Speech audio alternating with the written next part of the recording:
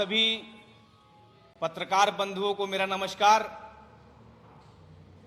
आज जिस मुद्दे को लेकर ये महत्वपूर्ण प्रेस वार्ता बुलाई गई है वो उत्तर प्रदेश के लिहाज से बहुत ही महत्वपूर्ण मुद्दा है। 2017 में आदित्यनाथ जी की सरकार ने सरकार बनने से पहले उत्तर प्रदेश के नौजवानों से, करोड़ों बेरोजगार नौजवानों से यह वादा किया था कि जब हम सत्ता में आएंगे तो सत्ता में आने के 90 दिनों के अंदर जितने भी सरकारी पद रिक्त हैं उन पदों को भरने का काम करेंगे। लेकिन यह हास्यास्पद तब हो जाता है कि जब सत्ता में आने के बाद आदित्यनाथ जी का एक बयान आता है उत्तर प्रदेश के नौजवानों को लेकर, और आदित्यनाथ जी अपने बयान में कहते हैं कि उत्तर प्रदेश में तो नौकरियां बहुत हैं लेकिन उत्तर प्रदेश का नौजवान उस नौकरी के लायक नहीं है। उत्तर प्रदेश के नौजवानों को नालायक समझने वाले आदित्यनाथ जी उनकी सरकार की नालायकी का, उनकी सरकार के निकम्मेपन का पर्दाफाश करने के लिए आज ये प्रेस वार्ता हो रही है।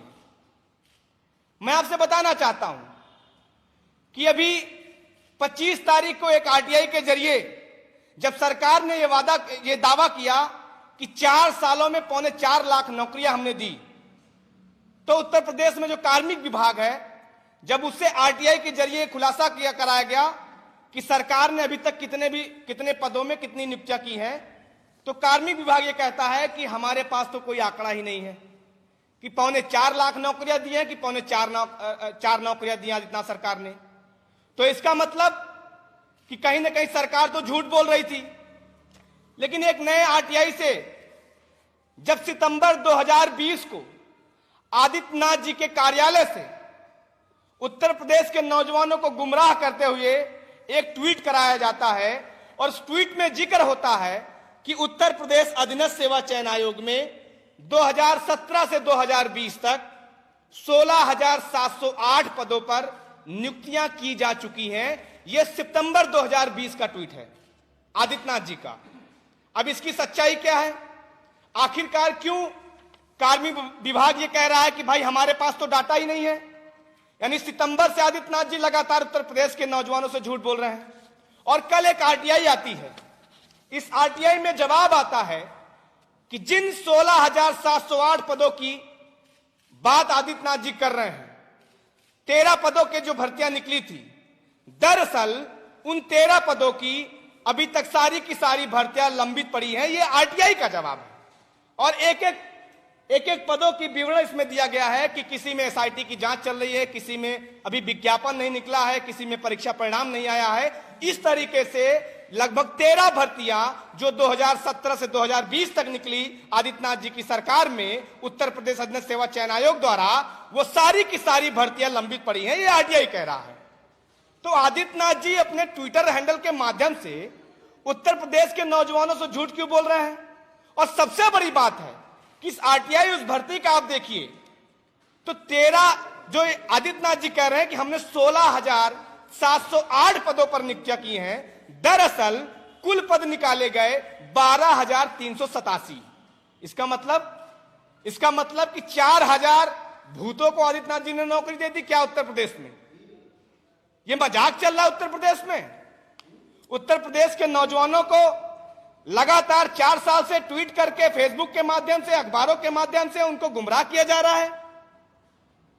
आज समझ में नहीं आता कि गन्ना पर्यवेक्षक का जो नौजवान है जो लगातार सड़कों पर प्रदर्शन कर रहा है, ग्राम पंचायत अधिकारी 2018 का जो नौजवान है जो नियुक्त होने के बाद उसको नियुक्ति पत्र नहीं मिल रहा है, एग्रीकल्चर टेक्निकल असिस्टेंट का जो नौजवान है जो आए दिन लाठियां खा रहा है, और आज की घटना है कि 49,568 पुलिस और पीएससी भर्ती के नौजवानों को एक साथ ही सरकार मेडिकल नहीं करा रही है, और जब नौजवान अभी आदित्यनाथ जी से गुहार लगाने जाता है तो उसके ऊपर लाठियां चलवाई जाती हैं।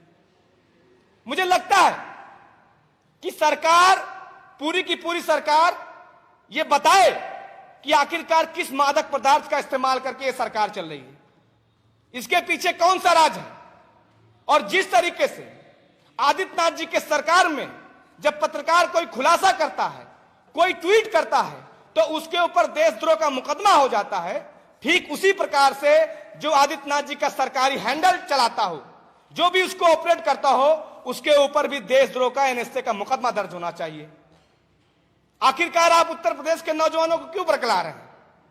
उस नौजवान ने तो बड़ी उम्मीद से आपको कंधे पे बिठाया था, आपको सत्ता के शिखर पे पहुंचाया था, लेकिन आप उसके ऊपर लाठियां चलवा रहे हो, झूठे ट्वीट आप करवा रहे हो ट्विटर हैंडल के माध्यम से।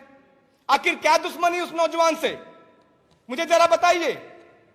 तो तरन्नुम कानपुरी जी का एक शेर मुझे याद आता है कि उत्तर प्रदेश के नौजवानों को मैं आप तमाम चैनलों के माध्यम से बताना चाहता हूं कि ऐ काफिले वालों, तुम इतना भी नहीं समझे, ऐ काफिले वालों तुम इतना भी नहीं समझे, लूटा है तुम्हें रहजन ने रहबर के इशारे में। तो ये जो लुटेरी सरकार उत्तर प्रदेश में चल रही है, ये जो तानाशाह सरकार उत्तर प्रदेश में चल रही है, मुझे लगता है कि उत्तर प्रदेश के नौजवानों को अब चुप रहने का समय नहीं है। उत्तर प्रदेश में जितनी भी भर्तियां निकाली आदित्यनाथ जी ने, 1,20,000 करोड़ रुपए जो सरकारी खाते में लिया है, उसका जवाब देने का समय आ गया है। और अंत में मैं आप तमाम जो मीडिया बंधु हैं उनके माध्यम से पूछना चाहता हूं कि आदित्यनाथ जी इस ट्विटर हैंडल का जवाब कब देंगे, इस आरटीआई का जवाब कब देंगे? धन्यवाद। एक जो ये आरटीआई है, भैया रुकिए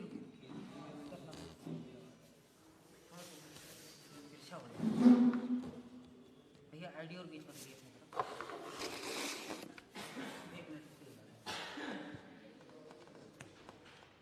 ये आपको बहुत विस्तार से हमारे CYSS के प्रदेश अध्यक्ष वंशराज जी ने बताया कि कितना फ़र्क है सरकार के दावों में और कितना ज़्यादा फ़र्क है सरकार के कामों में। जाहिर सी बात है, इसकी जांच होनी चाहिए कि मुख्यमंत्री जी का ट्विटर हैंडल कौन चला रहा है। और जिस तरह से फर्जी ट्वीट करने पर, भ्रामक ट्वीट करने पर सरकार ट्वीट करने वालों के खिलाफ मुकदमे कायम करा देती है, उनको जेल भेज देती है, तो इस व्यक्ति के खिलाफ भी वही कार्रवाई होनी चाहिए कि इसने नौकरियों का जो फर्जी आंकड़ा मुख्यमंत्री जी के ट्विटर के माध्यम से दिया, और असल में जो आरटीआई है वो ये कहती है कि 694 पद शारीरिक परीक्षण संपन्न हो गया है, लेकिन परिणाम प्रतीक्षित हैं। 1953 पद एसआईटी की जांच में हैं। इस प्रदेश में एसआईटी की जांचों का क्या होता है आप सबको पता है।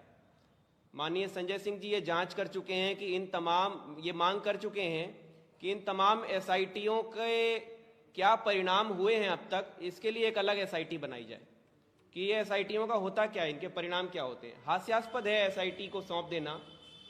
1477 पद जो हैं विज्ञापन प्रकाशन के बाद में परीक्षा प्रतीक्षित है, नहीं हुए हैं। 16 पद में परीक्षा प्रतीक्षित है, 572 पद हैं परिणाम घोषित हुआ, पूर्व परिणाम घोषित है, लेकिन अभी इस पर ज्वाइनिंग नहीं है। तो इस तरह से तमाम कोर्ट्स में, लिटिगेशन में मामले हैं, युवाओं को भटकाया जा रहा है, और जब वो मांग करते हैं तो उनके ऊपर लाठीचार्ज करते हैं। जो पत्रकार इन मुद्दों को उठाते हैं उनके खिलाफ एफआईआर करके उनको जेल भेजने का काम करते हैं। और आप अपने ट्विटर हैंडल से लगातार भ्रामक जानकारियां भेजकर खुद ही सेलिब्रेट करते हैं और खुद ही झूठ फैलाकर इस झूठ पर गर्व महसूस करते हैं। ये असल में इस प्रदेश के लिए बहुत ही शर्मनाक बात है। तो आम आदमी पार्टी ये मांग करती है कि आज तक आपने जितने भी पद निकाले हैं और जो अभ्यर्थी इसमें सेलेक्ट हुए हैं, फाइनली जिनको आप ज्वाइनिंग दे चुके हैं, उनको आप अपने वेबसाइट पर क्यों नहीं प्रकाशित कर देते कि ये हमारे बेनिफिशियरी हैं, इनको हमने वाकई जॉब दे दिया है, जिससे कि दूध का दूध और पानी का पानी हो जाए। अगर योगी आदित्यनाथ जी सच्चे हैं तो डेटा जरूर वेबसाइट पर, मुझे उम्मीद है कि आ जाएगा ये 2-3 दिन के अंदर ही, या ये डेटा कंप्यूटर के अंदर होगा तो 1 घंटे के अंदर भी वो डाल सकते हैं। अगर वो झूठ बोल रहे हैं या उनका ट्विटर हैंडल पर गलती से हो गया है तो ट्विटर हैंडल पर ही वो सार्वजनिक रूप से वो अगेन उसी पर ट्वीट कर सकते हैं और कह सकते हैं कि हमसे भूल हो गई और ये जॉब अभी नहीं दे पाए हैं, ये जॉब अभी देनी है। जैसे कि 15 लाख रुपए आने थे, पब्लिक इंतजार कर रही है, सरकार ने मना नहीं किया है कि 15 लाख नहीं देंगे, वो कह रही इंतजार करते रहो, हमें चुनाव पे चुनाव जिताते रहो, 15 लाख आएंगे। तो इसी तरह से इस ट्विटर हैंडल पर ये खुलासा, ये स्पष्टीकरण आना चाहिए कि जॉब दी जाएंगी या नहीं दी जाएंगी। अभी तक दी गई हैं तो किन को दी गई हैं। हमारी बस इतनी मांग है और आगे से प्रदेश के युवाओं को धोखा देना बंद करें। आज माननीय प्रधानमंत्री जी ने सदन के अंदर अपने भाषण में ये कहा है कि जब पूरे विश्व पटल की तरफ देखते हैं तो भारत के युवा मन को देखते हैं। तो ऐसा लगता है कि आज भारत सच में ऐसे अवसरों की भूमि है। अवसरों की भूमि नहीं है। भारत अब झूठे वादों की भूमि बन गया है। भारत अब दिखावे की भूमि बन गया है। भारत अब झूठे ट्वीट की भूमि बन गया है और भारत अब फर्जी भाषणों की भूमि बन गया है। तो माननीय प्रधानमंत्री जी के आज के भाषण की ही गरिमा रख लीजिए और कृपया करके ये बताइए कि आपने वास्तव में कितनी भर्तियां दी, किन को दी और किन किन पदों पर, किन किन विभागों में दी, जिससे कि प्रदेश के युवाओं के सामने स्थिति स्पष्ट हो सके। नमस्कार।